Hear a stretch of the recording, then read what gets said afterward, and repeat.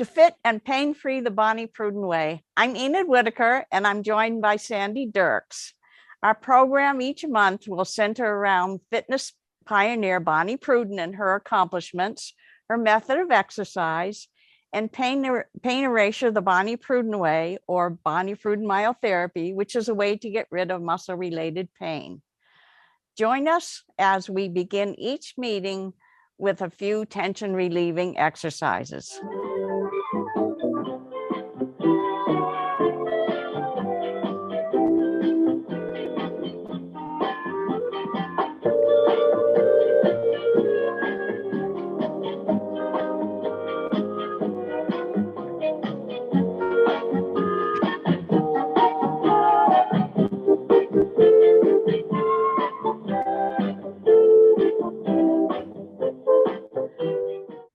In 2007, in a celebration, Bonnie was awarded the President's Council Lifetime Achievement Award. And the award, according to the council, is given to individuals whose career contributed to the advancement or promotion of physical activity, fitness, or sports nationwide.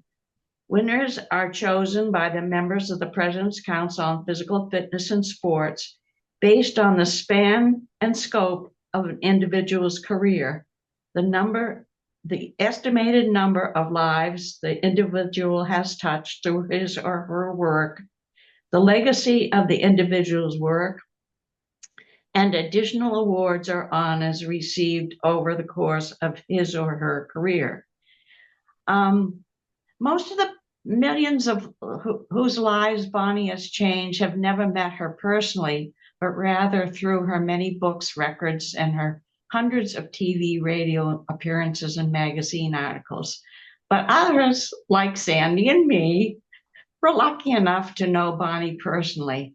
If you know Bonnie personally and would like to tell us your Bonnie story, you can reach us at paineras@aol.com.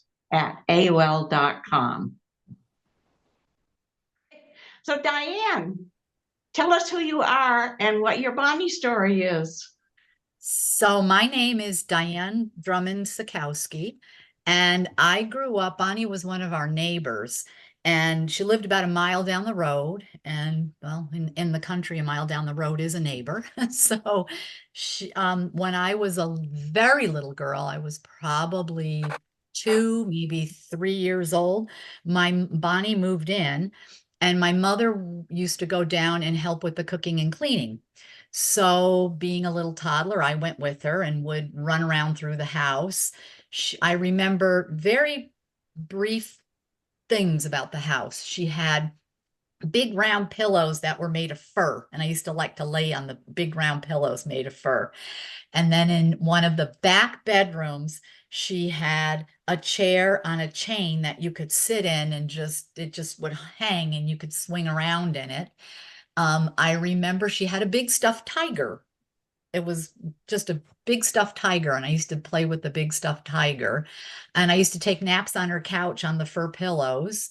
And I remember going down into the gym and swinging on the ropes. So those were my memories of going to Bonnie's house. I just remember Bonnie as being very warm and friendly, and she talked to me, and that was, you know, most adults don't really talk to little kids, and she would talk, and then she'd have me do silly things like walk with your toes in and jump and skip and do fun things like that. And so Bonnie was a friend from when I was a toddler, and I had known her for that many years. It was a long time. And we'd go down quite often. And then my older sister, Lori, started doing the housework and working at Bonnie's. And then I would go down sometimes with Lori, because as I got older, I realized how cool it was. She had a pool, she had an indoor gym, and she had a rock coming out of one of her rooms. So we would go down, and Lori would work, and I would kind of help her and skip through the house. It was a huge house. And Bonnie was always there, or sometimes there, and she would, you know, have us do funny, silly things. And when I was a kid, sometimes I'd help weeding in the garden, or she always had interesting things to say and interesting stories, and she always made you feel good about yourself. So as time went on, she used to call us for if there was a magazine that needed kids. I was little and she was doing a record for teachers, I think. And it was a record with a film strip, the old-fashioned kind where it's you push a button and it goes to the next thing. And she was doing the actual artistry of the film strip that accompanied the record. And the record was Emma and Fraga. It was a little girl and her frog. I think there might have been a dog involved, and she hand sketched them, but it was them doing exercises for teachers in the classroom. And I can remember vaguely posing, and she would say, okay, Fraga's gonna jump, and she'd have me jump, and she would sketch what it would look like for a child to jump. And it was just really neat. We did that for, it felt like quite a few days, that she'd have me come over and pretend to be Emma and Fraga and all the little characters. And I just remember how much fun it was and how special it was, because Bonnie had a way of making you just feel special and good about yourself. And whenever there'd be like an article about children and exercise, Bonnie would call us over and we would do these exercises or pose or do different things. And the next thing you know, there was the book Fitness from 6 to 12, and my brother and sisters were in it. My cousins' families were in it, and we all posed, and it was just really fun. It was great, great fun. And I would say that early childhood connection made me certainly more aware of my body than had I not had that. My family's predisposed to genetically large people in our family. I grew up in an Italian family. My mother ran a donut shop. My father sold Pepperidge Farm cookies. So to have weight on me certainly would have been really easy. But I grew up with Bonnie's influence of exercise, exercise, exercise, exercise. And I've always exercised. She's had a huge influence on my life. Not only the myotherapy, which has not only helped me tremendously, but my whole family. Professionally, doing the seminars that we did, teaching the classes that I have taught because I became part of Bonnie's staff. From teenage years, I would go to high school for half a day and spend half a day at Bonnie's. Just from going through her school, being surrounded by the people that I was surrounded with, health was a part of my life, living a healthy lifestyle. So it kind of set me up for better things as an adult. I know professionally, I did myotherapy, taught at her school, did seminars with Sandy. And I have taught everything from infants and babies on up to nursing home. I've worked with professional athletes. I have worked with, again, seniors, you name it. I've worked with all kinds of things, doing the exercise part and the myotherapy part. Working on patients, teaching myotherapy certainly was something that was a huge, huge part of my life. And then as a parent, making sure that my kids exercised, making sure that my kids were healthy. My son used to have extreme motion sickness. He would get motion sick, he would start vomiting, he'd get massive headaches, and he'd have to just be out of it. And I didn't know that myotherapy would work, and I worked on him, and it made a huge difference in his life. So for all of us, myotherapy has been a part of our life. As a parent and, wife, just working on each other. So that's been big. But the most important part for me has just been Bonnie's lifestyle has made my life so that I'm 63 and I'm still able to do things. I'm able to move around. Just very, very funny. 14 years ago, we took our kids to Yosemite. We were big hikers. And again, I think that's part of Bonnie's influence. We're big hikers. We went to Yosemite 14 years ago. My oldest daughter said, I want to climb Half Dome. Well, Half Dome, you need to be prepared. You need to work towards it. 48 years old, boom, boom, boom, went up the hill because my daughter wanted to go. Was at Yosemite 2 weeks ago. My youngest daughter said, Mom, let's climb Yosemite. She got tickets. She didn't get tickets. She got the older people to sign up for the tickets because she couldn't win tickets. You have to have tickets now to climb it. And sure enough, 63 years old, just hiked Half Dome, which is 15 hours of straight hiking, going up 5,300 feet of elevation. It's all day. I mean, 17 and a half miles. I wasn't prepared. I didn't do anything special. I didn't usually build up for those kind of things. I didn't. It was just, I'm not in super great shape, but I'm in good enough shape that I get through my day, don't have pain. And I attribute that to Bonnie's influence of do something every day.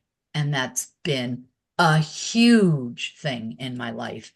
And without it, I can't even imagine, I just can't imagine. My friends all have backaches. They've got knee problems. They've got all kinds of issues. And, I just, every day I try to do something. Can you tell us kind of what it was like around the Institute growing up with the young people there and being in on the development of myotherapy? Oh, that was so much fun. So we were all young. We were all so young. And myotherapy was brand new. And it was throw a body on the table and just start pushing and see what we get. And then we would have these meetings and we would all talk and we would laugh because nobody really knew what we were. I mean, we knew what we were doing, but there really was no pattern set at that time. So creating patterns and developing it was, in some instances, trial and error. I mean, it was certainly following the anatomy, but it was also a little bit of trial and error. So there would be a body on the table. What's the problem? The problem's a leg problem. What muscles are involved in that leg? And we'd push and push and push and find different things, find areas that hurt more than others that we didn't know about. And we would laugh and laugh because we were explorers. And then finish it with the exercise. And we always had staffings where we would talk about it. What did you discover? What did you learn? Bonnie used to always ask me after she'd teach us something or a seminar or lecture, she'd go, what did you learn? And I'd say, I don't know. And she'd say, you'll know when you open your mouth and I come out. And that happens to me still to this day, from the silly things in life to the myotherapy and exercise end of it. You'll know when you open your mouth and I come out. And I still do that. But there was a whole group of us. There were probably 10 of us, and we were all young. I was probably a teenager at the time. Everybody else was maybe in their 20s. And it really was a question of, how are we going to do this? Let's get this going and let's get this mapped out. It was funny. And some of the funniest stories, I can remember one meeting. It was very, very, very serious. And I don't remember what we were discussing, but it was a serious meeting. We were all tired. It was a long day. We were all tired. And sitting across from me was somebody who took off her pants and her stockings all in one the night before. And she got into her pants and stockings the next morning, not realizing she already had stockings in her pants. And we're sitting in this serious meeting, mapping things out. And she sees something coming out of her pants and she starts tugging. And out comes all these stockings out of her pants. It's just, I mean, I don't mean to make light of it, but it was serious, and we knew it was going to be something. And yet in the same breath, we were young and funny, and life had its laughters and its outtakes. And it made for such a pleasant place to be. It was so lighthearted and funny, and yet we knew that we were onto something and that we had to map things out and get things going. But there was a lot of energy, if I could say one thing. There was just a ton of energy at the Institute, very, very high energy. People had energy talking, they had energy laughing, they had energy in seriousness, they had energy learning and teaching. And I think when people walked into the Institute, they felt that. People felt the energy, just like they felt it when we did seminars and we were all at the seminars. They felt it just walking in the room. And it was really, it was nice. It was a nice, positive energy. Yeah. Sandy, more questions? No, it just sounds like, I mean, one of the things that you were able to give people was hope. And, you know, you saw quite a few people that had been here, been there, been everywhere for their physical pain. And you were able to give them help. That's what egged us on, I think, more than anything, is these people would come in. We knew what we were doing, but we really didn't realize the magnitude of it. So, because it's so new, and we'd have people come in and it's like, I can clearly remember one lady that was having carpal tunnel syndrome, carpal tunnel surgery in a couple of weeks, and she really didn't want the surgery. And I remember that her arms were worked on, her hands were worked on, her back, chest, everything was worked on. She got done and she came back the next day after her first session. She said, I went into town and I ordered a sandwich with a stein full of beer. And we said, a stein full of beer? She goes, yeah, I don't even drink beer. I just wanted to lift that stein because I couldn't do that before. And I could lift it. And she's ripped up her surgery appointment card and walked away. And we're like, oh my gosh. Yeah, it was like one thing after another. And then the next person would come in. I've had back problems for years. You know, I'm thinking of having surgery. I can't get out of bed. I can't lift this. I can't do my chores. And then they would get better. And we're like, wow, we're really onto something. And then the next person would come in, and I can remember being like 16 years old at a seminar. And this lady had had headaches for years. She didn't even speak English. She had headaches for years. And I just started working on her. You know, she had somebody there that would translate, and she started crying. And she's like, this is the first time in years that I'd been able to get rid of my headaches. And it was like, okay, now what can we do? So it was like, it really just egged us on to like, okay, we're really on to something. We really can make a difference. We really can change people's lives. So then the next thing would come in, the person with the knee problems. And okay, let's work with that. And then and those were the simple things. And then it was the complex things of, we started understanding that the back problem was tied into a person that did a lot of work using or abusing their knees. So then we started to see like the connection between a person that was a catcher for a baseball team that was in a knee bend for hours on end, having back problems because his knees were shot, and you connect on up the line. So it really became, okay, that makes sense. So then we started realizing the importance of getting a really good history, because the history will tell you where else these simple problems might actually not be so simple. So then we started working with getting really involved physical histories, job histories, you know, that we used to say the five was a birth, occupation, sports, accidents, disease, all of that plays a huge part. And so we started getting the whole history down, and it was really amazing because then it became, okay, here's a back problem. Let's just work on the back problem. Here's a knee problem. Let's just work on the knee problem too. Oh my God, it's a puzzle. And then it became kind of like, it's a puzzle. Let's put this puzzle together. And then we would find the pieces, and the pieces were from the history. So then we can start to like get more complex stuff where, you know, TMJD did not just come from the jaw, you know, it came from numerous and various places. So that was all part of our learning process. So by the time, you know, it was through the few years there, we had a great package of, it's not just one size fits all.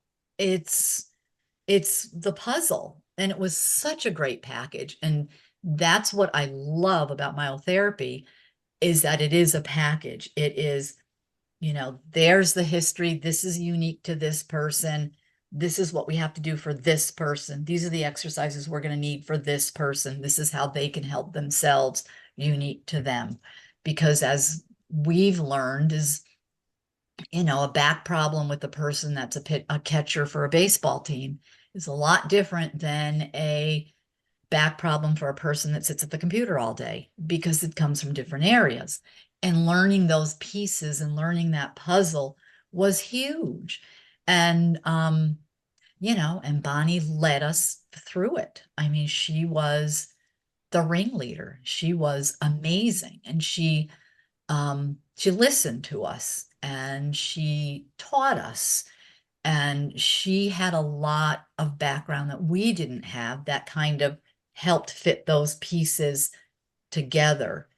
And watching her present it was the best. She was amazing when she presented it. I mean, she lit up a room, and she made everybody feel at ease, and they melted underneath her because she just was one in a million. I mean, it was fascinating.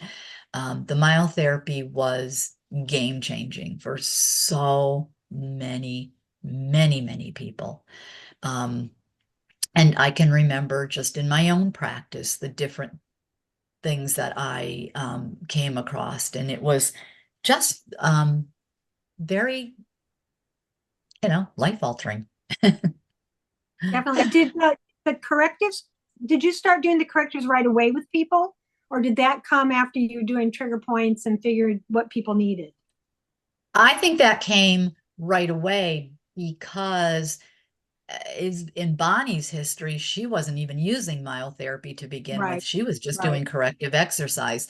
So Right. I think she realized the importance of the corrective exercise. And as I remember, it was hand in hand. There was always corrective exercise. I think maybe later we started to really realize the importance of corrective exercise, but always from the beginning, there was that I remember always the exercise went along with it, always. And she was really good at, when we were trying to map out lines, she was really good at going with the exercise that went with it. Yeah, I do remember that it was part of it from the beginning. And it's the hardest thing for people to wrap their head around, is that it's the exercise. I mean, even when I first started, myotherapy came to be when I was like a teenager, and it's pretty cool because you push a few buttons and it's like, oh, you feel some relief. But as I've gotten older, and I always used to think it's the myotherapy. The myotherapy helps the exercise. No, no, no, no. I've come to understand it's the exercise. It's the exercise. It's the myotherapy that helps the exercise. And the exercise is oh so important. But it's a package. You have to do both. Yeah. And then, do you remember the salt shaker story? the little old man. Oh, You also taught people, you guys taught people how to work on themselves. yes. And you a used to lady. man the Bonnie used to do, phones. yes. Bonnie used to do radio shows. Oh my gosh. Oh my gosh. It was so funny. Bonnie would be on the radio. And I remember the one radio one, the famous one out of New York. She was in New York and there was a radio show. The phones were just ringing off the hooks. We were so busy. She'd be on the phone. And we had one lady was in a nursing home it was it was a nursing home. And it talked about getting rid of pain and she couldn't work on herself. Her hands were bad. So she went and Bonnie described what you would need. And she went into the cafeteria of her nursing home and stole a salt shaker so she could work on herself because she didn't have the hand strength. Oh my gosh.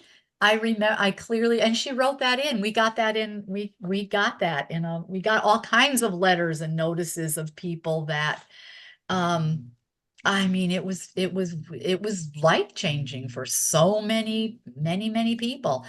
When I started working with a baseball coach, he had gone in, he was he couldn't get his hand to work around the baseball and he would lose his career. He wasn't young. He would lose his career as a coach if he couldn't get his hand around the baseball. So he listened to Bonnie and started poking around his hands and arms. And the next thing you know, he could grip a ball. And it was so fascinating to him that when he had hip replacement surgery, he started poking on himself when he came right out of surgery. And his healing time was remarkable. So people these aren't even people that had any professional help. They would just hear her on the radio. She was that clear and that good that she changed lives just from people listening on the radio. It was pretty remarkable, some of the stories that we would hear. People would come in, and I can remember an elderly one came in. Oh my gosh. I can remember she came in, she got bruised from myotherapy because she was on some kind of a blood thinner. And so she got a little bit bruised. You really don't get bruised from myotherapy if it's, done correctly. And she got a little bruised because she was on a blood thinner. And Bonnie looked at her and said, "Oh, I mean, this is brand new to us." Bonnie looked at her and said, "Oh my God, you got quite bruised." And she looked at Bonnie and she said, "Does it put you off?" Was what it was. Yeah. Do you remember any stories or instances just with you and Bonnie involved? I'm trying. Those are more on the personal level. I can remember silly things like helping her she had books on books on books on books.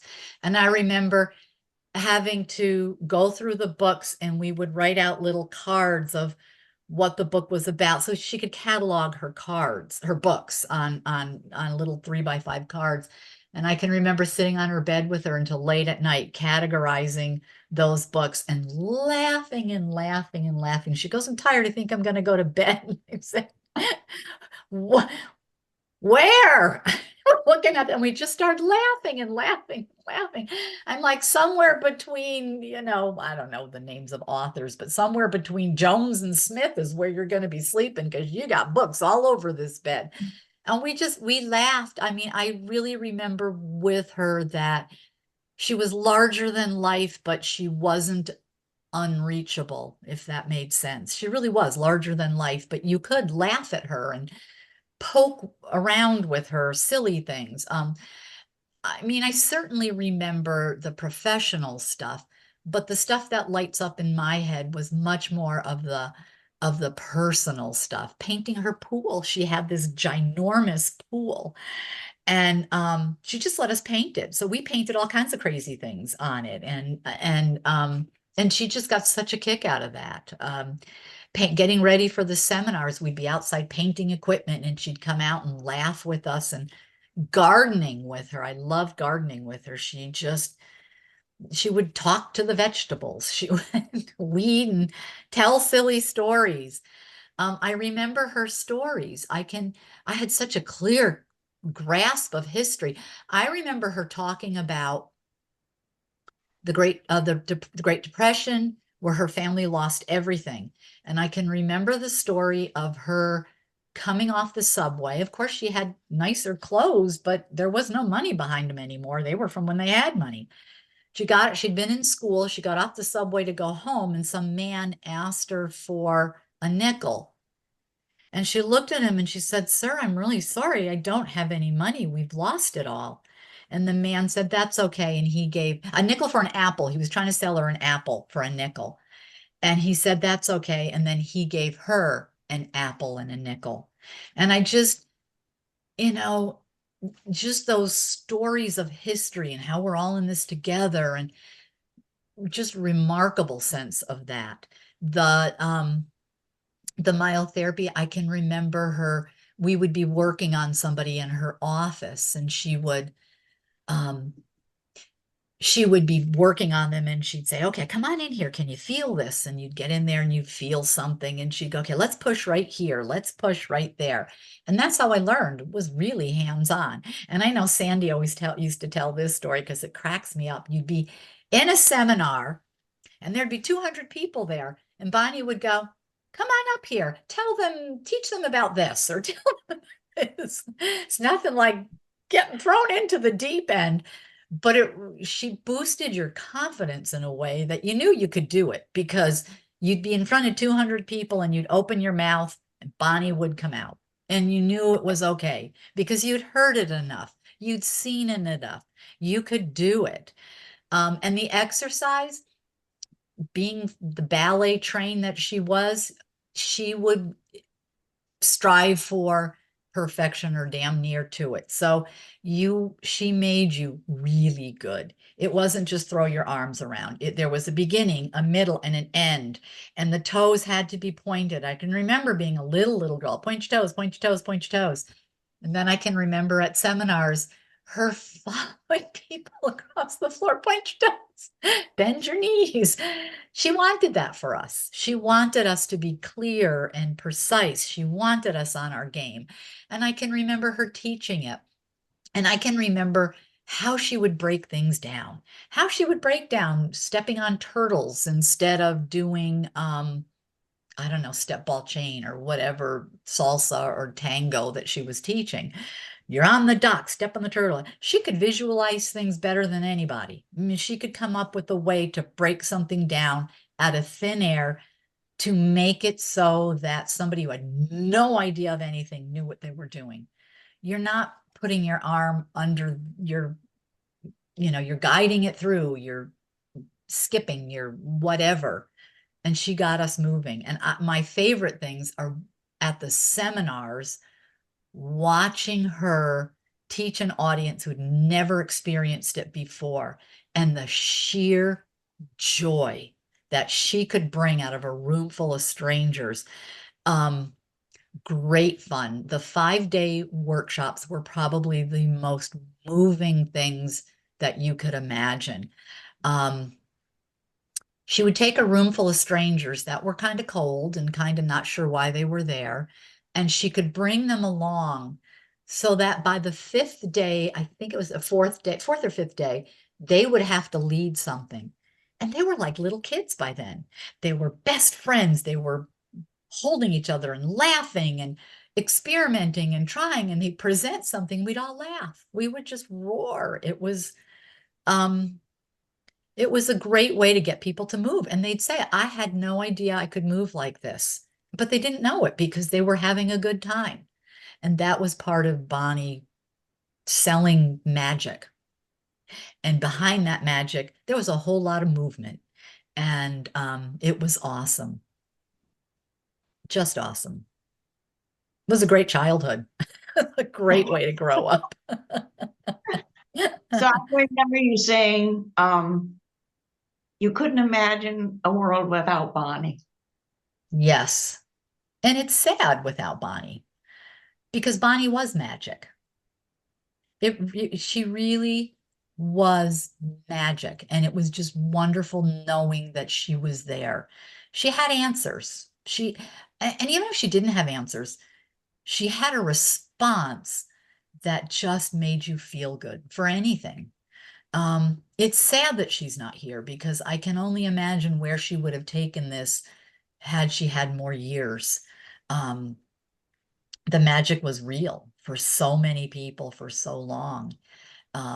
She really was a 1 in a million person. And she was just so dang clever with the things that she would do. Like, correcting people in exercise was, she would shine at that, and she'd get it so the point so the person would be absolutely hopeless. She'd get behind them and she would just get them all going, and they'd be moving and they'd look at her like, I'm really doing this. Yeah, she was a very special person. I can't imagine where my life would be without her. I can't. I mean, I really can't imagine it. But I have motivation every day, and what motivates me is the background of her. And I know that this is what she would have wanted, or this is what, I don't know, this is the life that she envisioned for us to move, to stay healthy, to be healthy. Yeah. Pretty remarkable. Any last words? A world without Bonnie is a little sad. I know she's been gone for some time now, and it's still hard to believe. I would love to go back to those days. I'd love to try to recreate those days. They were spectacular, and we were a great team, and she was a great leader of that team to get this going and to keep us going. And my life feels a little lost or a little incomplete without that part of the package that I had for all those years, from childhood, very early childhood, on up through. It's like I always had that, and I don't have that anymore, and that's sad. It really is. There's something missing. There's always been something missing, and that's that magic that she created. And it was remarkable. I mean, if you think of the group of people that we had, I mean, we had people that were young and silly and older and serious, and professionals and housewives and carpenters, and you name it. And she brought them all together and made them a team. And we all loved each other. And that was through that magic. It was amazing. And it's sad to think that it's not there anymore. Because in the back of my head, it's always going to be there. And in the reality, it's not. And it's just, yeah. She created a great group of people. She had a great product, but more than that, she made it come alive, and it's unique. And I hope and pray that it keeps going. That's that. Thank you. You are very welcome. Wonderful.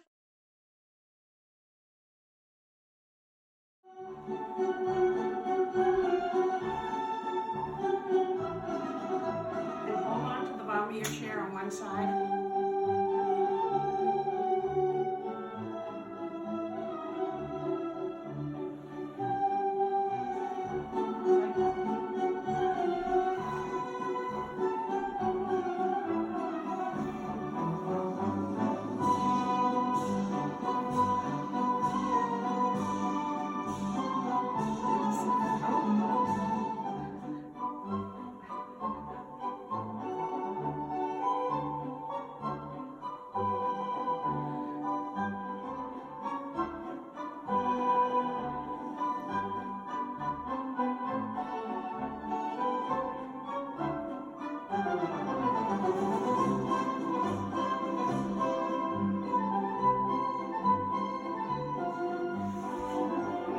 And as Bonnie says, keep fit, be happy.